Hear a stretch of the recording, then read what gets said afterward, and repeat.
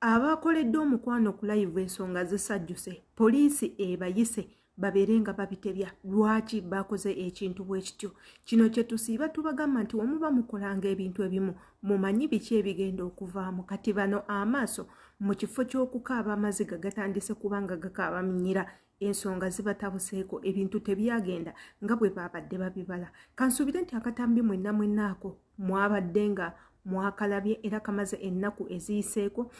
wiiki ewedde akatambi ako nga katambula ku mikutu gya TikTok okuli ku Facebook nga okuli ku WhatsApp nga akatambi ako kekaliko. Wabula abantu abamu ne bava ne bagamba ebintu webiti tetugenda kubanga tubikkiriza mu Uganda. Bano babeerenga banoonyerezebwa mu bunnambiro nnyo omuli abamu ku ba celebrities abayina ku ddoboozi abatayagala bintu nga bwe biti abalowooza nti n'ensonga bwe ziti ziba za kwonoona abaana bato. Ne bayimukiramu ne babeera nga babitegeezaako poliisi. Wabula bano poliisi ebayise tugenda kubanga tugendako mu butambi obumu obukakasa ensonga zino naye nga bw'omanyi nti nno obutambi bwe butyo tubuteerayo abo bokka bokka aba subscribinga ku YouTube channel. Woba gwe tewa subscribinga obutambi buno togenda kubanga obufuna. Kati ky'olina okukola obudde tebunnaba kuyita kwata ku kigambo subscribe weekiri awo, kwata ku notification bell eri awo waggulu egenda kubanga ekuyambako nga buli video yonna yonna gye tuteeka ku neeno ebeera nga ekutuukako bulungi. Jjukira nti mu program bweziti yenze abeera azituddemu Shila Adita. Gwe tweyungeko ng'oyita mu kusubscribinga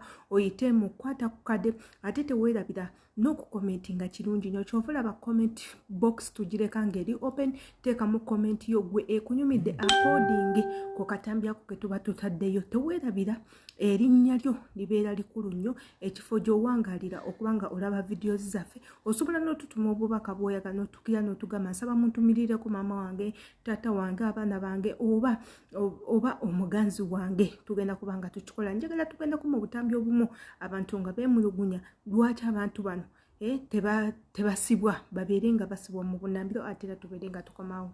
Ndowooza katandika oteeka mu kintu kino amaanyi Uganda poliisi esitukiremu mangu ddala etandika okunoonya ffiga zino z'olaba wano zentadde wano. Omuvubuka ono n'omuwala ono babadde ku mukutu gwa TikTok ne bakola live ne batandika okwekola ebyekisiru ne beekola ebibi ne beerya wakati ku live nga balinga abatulaga nti bo balina laavu nnyingi nnyo basobola okwegattira ku TikTok era nga kwebali era n'abalabi babadde bangi nnyo. Nsaba Uganda poliisi nga tetunnaweza nnaku 2-3 ekiwala kino n'ekivubuka kyako ga face gaagano mugalaba bulungi abasirikale muganoonyereze TikTok yaabwe esinziira luddawa mu bikwate mu biteekeko mu luzira bitegere nti ne live basobola zikolerako mu makomera. Mukisusiza kati we mutuuse ojja otya live ku TikTok n'otandika okukolerako sex wo olw'okuba otulaga nti gwomanyi nnyo okukola sex n'otulaga nti osobola osindira ku live. TikTok muzifudde z'abaseegu emikutu gino mugifudde gy'abaseegu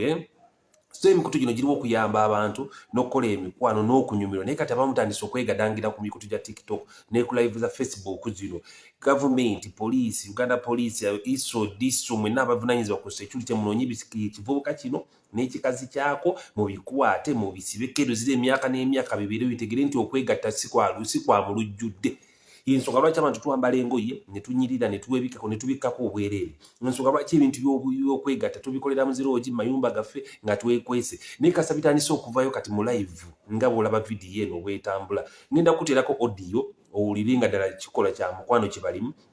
Bali mu laavu bali mu kusinda omukwano. Laavu evaawa. Omanyi nti abantu bakulaba. Kati njagala bavubuka bino tutandise okukola vidiyo zino bitegere nti abantu babadde balaba. Era video bazirabye era twazibye n'abasirikale bazire ne security yazirabye batandika bayigiriza empisa mutegere n'abalala tebajja kukola kintu bwe kiti. Njagala bamanyi nti abaana baffe abasinga babeera n'amasimu mu ngalo niba batandise okujja ebikolwa bwe biti naye abawala nga mususiza abawala mususiza nnyo okkiriza otyo omuvubuka okwambulira ku live n'atandika okukulira ku live ng'ate bw'otutunulira ne mu kamera bw'otulaga nti oli mu kikolwa oba oyagala tulaga ki nti omanyi nnyo mwolina nnyo laavu nawe ekivubuka gwe otandika otya okuddira muwala n'omwambulira ku kamera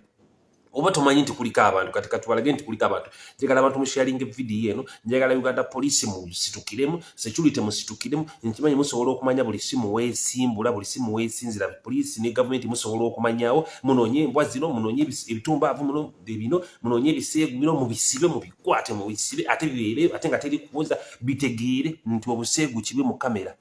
nti obuseegu kibuli mu kamera na bino ebyo naddala kino ekiwala kyabadde kisobola okujja ku kamera Kyabadde kisobola okujjako kamera singa laavu yaabwe baatandise laavu yaabwe kyabadde kisobola okujjako ssimu ne badda mu laavu yaabwe ne bamala ne balyoka badda ku live ne baaliseeko nga baagala tulaga kati katubalage nti twabirabye nga babakutte muli mu komera poliisi musitukiremu kansuke nkutereko wano owulire audio owulire olabe nga bw'owulira ne audio otegere ddala ekikola kyabadde kya mukwano sooka owulire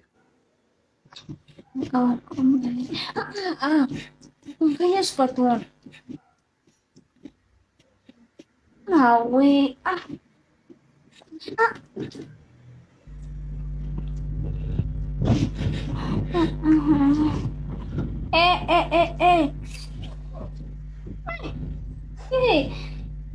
bakuba jambiti konse naye katonda wange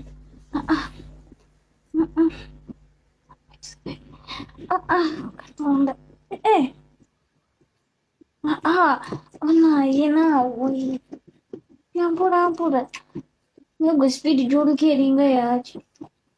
mpolampola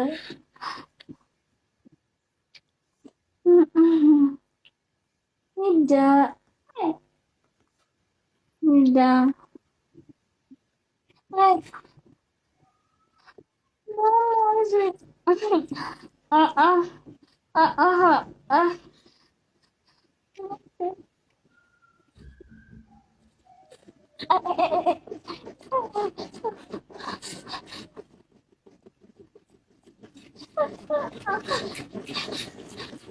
Sigenda kutumbula nnyo buseegu ku mukutu gwange naye njagala ndage poliisi nti obujulizi buno tubulina bano abaseegu abasirusiru zino embwa z'okubyala batumbaavu bano abagwenyufu bano abaddu basita ne batandise okuleeta ebikolwa katonda byeyatukolera tubikweke bye batandise obireeta mu lujjudde poliisi security twagala mukwata embwa zino ekirungi ebifaananyi tubibalaze audio tumubalaze abantu kabasharinga akatambi kano kenkoze police munoonyi twagala munnaku 2 lunaku lumu nga tutandise okulaba nti mubakutte era batandise okusibwa bategere nti obuseegu batandise okwolesa mu mikutu gino basose bandikomi abawala nga musose mwandikomi utandika tukola ebikola bwe biti mu kamera wakati nga bakola ne live abantu bakulaba oyo research mutulaga ki ensi eragawa ensi yaffe eragawa ensi tegenda kuononeka nga weetuli ensi tegenda kuononeka nga setulite wemuli Nzitegenda kuoneka ga government amateeko ekyaga kwatisa bana abaseegu n'abalatandika bakwata ngo obudde bukyali kumaje binaagenda kati omuntu ajja kutandika kugenda okunaaba nga abantu bamulaba omuntu ajja kutandika kugenda mutoyi nga abantu bamulaba abiteeko byonna abitulage kati isaawa obuseegu tubuyimirize mu Uganda zino emboba ziri mu Uganda poliisi kwata agatumbaavu gano poliisi musitukire mukwate embwa zino musitukire mu buno obuseegu bwe nyini sagala nnyo okukola bividiyo bya buseegu kutubiteeka ku mikutu gyange nimbadde nina obbalaga nti bana embwa zirina okukwatibwa mangu ddala mbwa mmwe batumbaavu mmwe baseegu mmwe mugenda tegeera nti ebintu bitandise okukola ne bye mwakoze mu lujjudde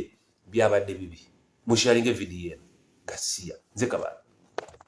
Kekono akamu katambi oyo no celebrity mulamba ow'eggwanga yaffe Uganda yagambye nedda abaana babeerenga bayitibwa abaana basuusa abaana bano bayitiridde okukola ebintu webitijjukira nti nno amateeka agafuga internet mu ggwanga lyaffe Uganda gali updated ate ng'era bayongeramuko ku bisoko ne bagamba okukozesa obubi internet munange ogenda kubanga osavinga omusango gwennyini oguwera yemmwe bannange twogera ku nakuli ebya Nikolo temwabiraba nti omuntu eyakuba Nikolo bamukwata ne bamusiba paka kati bamusiba emyaka 3 nga tewali kyakukola mwe temusiba nti mubiraba nti no Dr. Sefuko yasibibwako mukomera Yiga Sharif nasibibwako mukomera n'abantu abalala tutamanyi kukozesa bubi internet kati bano abakoze omukwano ku live tebagenda kubanga bakisimatuka era mugenda kubanga mubalaba ababikola nga bali musanyu batandise okukaba ababikola nga bavuma abantu nga babagambyeko batandise okubanga beetonda ababikola nga balaga nti nno bakitalo nnyo bagenda kubanga bakomawo mu kamera nga bakaba maziga anti ng'ensonga ziyise we babadde bategeerera ng'ensonga zeeyongeddeyo babadde tebabisuubira kubeera bwebiti wano wetubeera nga tubagamba all the time ne tubagamba badiya internet eno mugira basiya abakitamwe software yakola internet temumanyi ani yatandikawo bintu byakozesa internet era temumanyi bantu ba controllinga internet gye babeera osobola okera ku makya n'obeera ng'oli w'amaanyi nnyo ku internet yo kennyini nnyini nekusangula nekujjako negamba igwe tetugenda kubanga tuddamu tutambuza video ezo tetwagala abantu kuddamu kulaba ebintu byokola ffe tetubyetaaga bo kennyini ne bakujjako oba si ekyo internet yennyini neekuleka gwe n'okola buli kimu ng'ebintu byokola eraga internet nti nno ensi yammwe oba mu ggwanga mwoli mwe bibeera oba mwe babyetaaga abantu bayo babinyumirwa nnyo. For example nze Adita mbeerawo nga motivation speaker nina page 2 ku TikTok naye nze TikTok yansangula video zange tezitambuza mpozi nga kigudde bugwi nga babadde banzijeyo bujja video netuloka butulosi ne bagenda okujjukira jizikiza nga yatambudde dda naye nga bakuteekako stop abantu bujje bakomogamba nti kino nekirolere nga yeekuteekako stop ng'egamba face nga bagirecognizinga video zo nga bazikwata buli video ejja nga bagikwata nga baba bamanyi nti no video zoleeta either ziri sensitive oba zirina omuntu gwe zivuma oba bangi nnyo tebazisanyukira video zo batandika okuba nga bakujja ng'olwofuusa threat kyekiri kye tubagamba nti internet mugikozesa bulungi or else mugenda kufuna ebizibu. Amanyi nze Shila Adita gwe kamanye olowooza ki ku katambi kano gwolowooza bano abaana basaanye okusiba oba beetaaga counseling ye gwolowooza ekintu kye baakoze kyabadde kituufu okuba nga kikolebwa ku internet jjukira bino ebintu bibeera bya mu kisenge lwaki oba ojjayo ekisenge kyo n'okyanika abaana Uganda naddala mu abaana abato bannange grow up obwongo bwammwe buleka bubere obw'abantu abakulu temukola bintu biswaza bazadde bammwe teekako nammwe n'abaana bammwe bijja bakosa gye bujjeeyo mu maaso. Yenze Shila Adita nkulekedde ndowooza njagala manye ekikyolowooza. See you in my next video.